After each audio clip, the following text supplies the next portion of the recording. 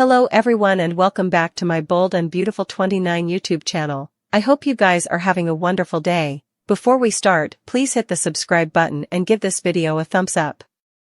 Hope Logan flashed back to Carter Walton defending her in the Forrester meeting, so she was beaming to herself when Brooke Logan appeared. Brooke mentioned that Hope was smiling at the office, so Hope suggested she was trying to keep an open mind about what was possible. Still, Brooke knew Hope had been under a lot of stress when it came to her line and said she told Deacon Sharp how Carter Walton came to her defense. After Brooke sang Carter's praises, Hope agreed that he was a veritably passionate man. Since Carter was Forrester Creations' COO and Ridge Forrester's stylish friend, Brooke was confident it would help having him in Hope's corner.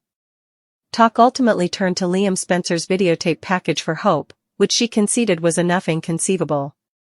Well, Spencer also popped up in the design office, where he talked to Hope and Brooke about his new externship.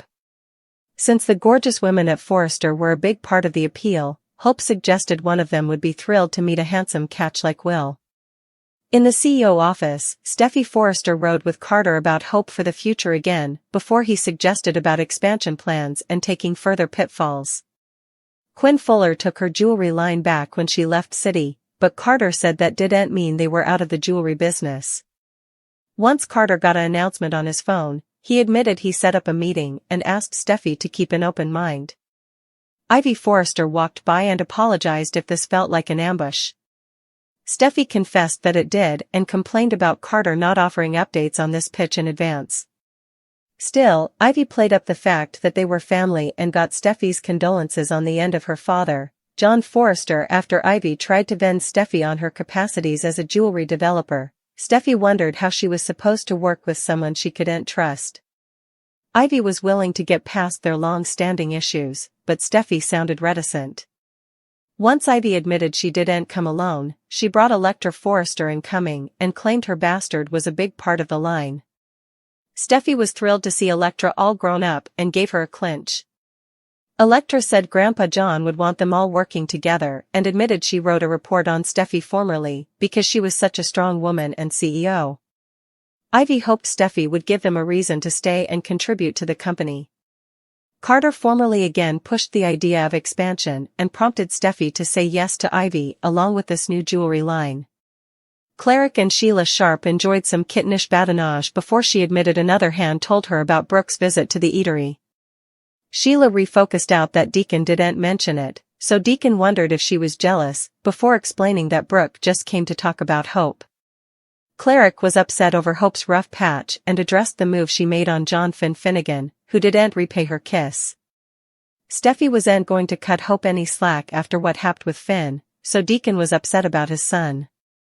Sheila claimed that Brooke would look out for Hope and was pleased over the news that Carter had been coming to Hope's defense, too. Although Sheila knew how Steffi could be when it came to holding on to grievances, she refocused out that no plant was all roses and grins. Cleric just didn't like to see Hope struggle and wanted her to have the success she merited. Sheila assured Deacon that Hope would be successful like her pater. And that she was going to be just fine. The Bold and the Beautiful spoilers say Carter will continue to play the idol for Hope, but our prognostications suggest it could bring him further than he bargained for. Brooke Logan and Ridge Forrester could be gearing up for some huge relationship problems. Ridge and Brooke have formerly been facing some bumps in the road, especially now that Taylor Hayes is back in City. Brooke managed to get past the whole chakra aligning incident at the Precipice House, but more issues are on the horizon. Steffi Forrester made a vaticination about the trouble ahead when she suggested about Brooke's response if they dropped Hope Logan's line. Brooke will inescapably view it as a particular attack against Hope, and she wouldn't be happy with Ridge if he supports Steffi in getting relief of Hope for the future. Still, Steffi and Ridge feel more pessimistic than ever, so they may eventually have no choice but to deliver bad news. However, what will Brooke do if Hope's line truly gets cancelled? It's easy to imagine this leading to a huge fight between Ridge and Brooke, one that might rip them piecemeal. Brooke might protest Ridge out of her house in the fate, which could open the door to him staying away and eventually surrendering to Taylor. Although Brooke may view it as a temporary thing rather than a full-bloated split, Ridge might use it as a reason to jump in bed with his partner. It's clear that Ridge has moping passions for Taylor, so it's just a matter of time before he acts on them. Hope's dropped line could be the catalyst for Ridge's break from Brooke and pave the way for him to pull Taylor indeed closer. Do you suppose Hope's line will indeed get the charge? Will Brooke's fury drive Ridge out of the house and straight into bed with Taylor? It seems likely Taylor will score another chance with Ridge sooner or laterly, so stay tuned for updates on their implicit reunion and all the B&B drama that could bring. Carter Walton prompted Hope Logan to feel his racing heart and said he hadn't felt so alive in a long time.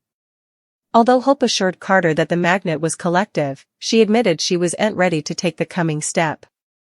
Hope talked about all her romantic drama over the last time or so, but Carter claimed he was a different man than Liam Spencer, Thomas Forrester, or John Finn Finnegan. Hope also refocused out that Carter had been involved with Katie Logan, but Carter said they were over and that what he felt for Katie was nothing like what he felt for Hope. After Hope said she couldn't handle having her heart broken again, Carter pledged that he'd no way do that. Hope just demanded to take effects sluggishly and keep their love a secret for now, so Carter smiled and gave Hope a kiss to indicate that he was on board. Deacon Sharp continued his discussion with Brooke Logan and said he was glad Carter was looking out for Hope at work. Now Deacon just wanted Hope to find someone like that in her particular life. Cleric wondered if Brooke knew of anyone Hope might be seeing, so Brooke said part of her study there was a possibility Hope might attune with Liam. That idea left Deacon torn, since he was fond of Liam, but he couldn't forget how Liam had bounced back and forth between Hope and Steffi Forrester. It reminded Deacon of the way Ridge Forrester had treated Brooke and Taylor Hayes. Cleric suggested that perhaps they could try matchmaking for Hope, but Brooke didn't feel interested in that plan. After talk turned back to Carter, Deacon remained appreciative of what he'd done for Hope's line. Once Cleric suggested he could reserve the nicest table for Carter and whoever the lady in his life was. Brooke said many months ago it was Katie. Now Brooke wasn't so sure. As for Hope, Brooke claimed her son was sweet, smart and beautiful, so any man would be lucky to have her. At Forrester Creations, Steffi Forrester wrapped up with a call with a pious buyer who was bailing on Hope's line. Steffi anticipated further bad news would follow since she wasn't seeing a lot of commitment to the rearmost collection. Once Steffi gave Ridge updates, she made it clear that her issues were about Hope's line, not Hope herself.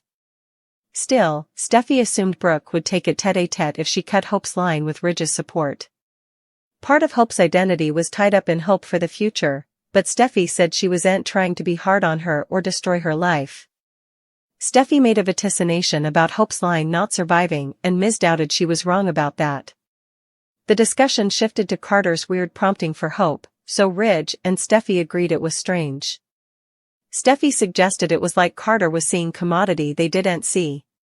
Carter and Steffi have some serious hostility ahead of them.